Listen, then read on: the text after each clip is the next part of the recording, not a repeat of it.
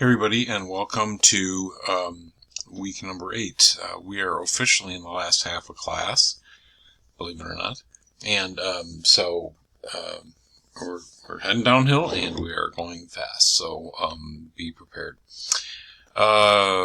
This week we are going to cover the third of the 4 Ps, which is the one called place, which I always thought was kind of weird, to be honest with you. It's like, what does that mean, place? It's not really, but try to come up with a word that just describes channels of distribution and selling channels and things like that starts with the letter P. So I guess marketers aren't as creative as we like to think that they are. All right, so we're on to place, and it's a really important one of the 4 Ps because it's really so closely integrated into our operations and the overall strategy of what we're doing as a company.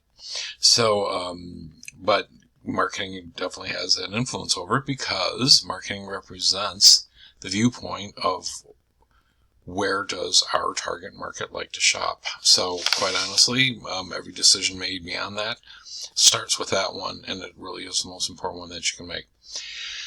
So what you're going to do this week is you're going to read chapter 10. The quiz is due on Thursday. I think we're getting used to that pattern, but just to be clear about it. There are 3 videos I want you to watch. You don't have to do a your take assignment here, but I just still think they're really good for you to watch. One of them's 10 supply chain and logistics technology trends, the top 10 of those. I replaced if you look in content, I replaced this second video with another one about Amazon. You don't really have to do anything with it. It's not going to be on any test or anything like that, but I think it's a little more interesting. But Amazon is clearly a leader in changing logistics and supply chain and all that. So they're an amazing organization, and you need to learn as much about them as you can because they are definitely leading the way. And then the last one has to do with more selling channels, which is the evolution of consumer behavior in digital markets, which I think is an awesome article. So I would definitely suggest you look at them all. I don't think any of those are videos. I believe they're all just articles to read. Okay, so you're going to, you've already turned in milestone 2, so that's a little out of place there, but you have the opportunity to start looking at milestone 3. There's a module in our content for this week that describes it, so you might as well get your head around it now. You're going to be talking about in milestone 3. There's a separate video in that part of the module, but you're going to be talking about pricing and place in that milestone. They're not that closely related, but again, we're in a class and we're trying to get this done, so that's how it works. No discussion posts this week, and no your takes. So this is a relatively light week, but start working on milestone 3. I think you'll thank yourself for it. Okay. All right. So that's what we need to do for this week. Let's look at the book and talk about what we're going to cover through the text. So really, what's being described in chapter 10 of the text are distribution channels and supply chain logistics. And why do we use them? It's obviously a really, really important thing. We've heard that term used, the supply chain, so many times before, particularly as we came out of COVID or during COVID, and while we came out of COVID, the recovery time that it took for the supply chain to kind of catch up. We've heard about all that stuff and heard about it as being a source of why we're in such extraordinary inflationary times, at least over the last couple of decades. Not the most extraordinary I've lived through, but still something we're not used to, really.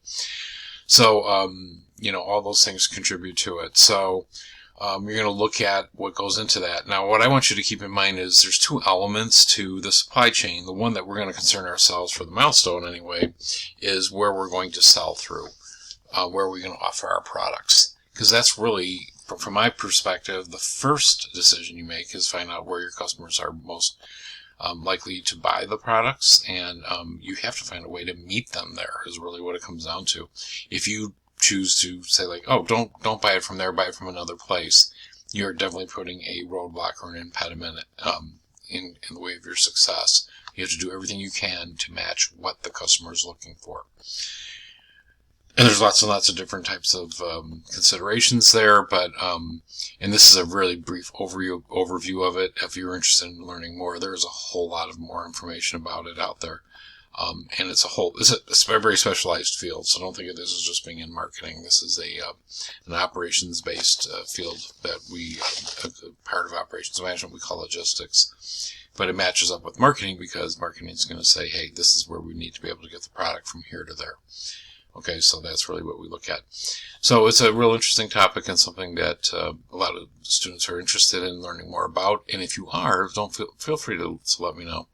And I'm happy to discuss it. I have a lot of experience in supply chain management and what we've done, what you might consider, and and how things have kind of evolved over time and where it's going.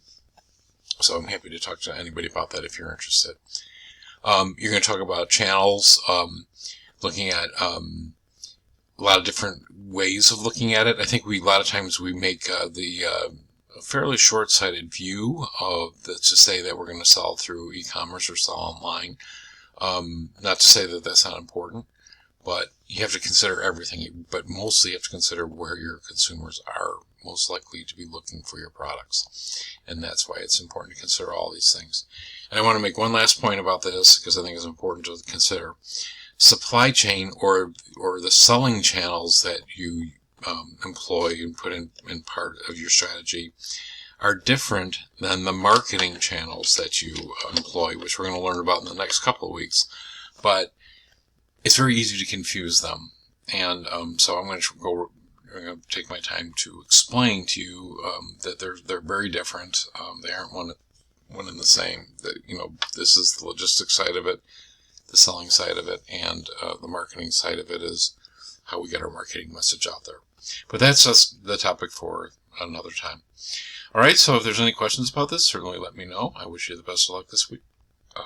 And if you have anything that you want to discuss, feel free to reach out to me. Send an email in D2L.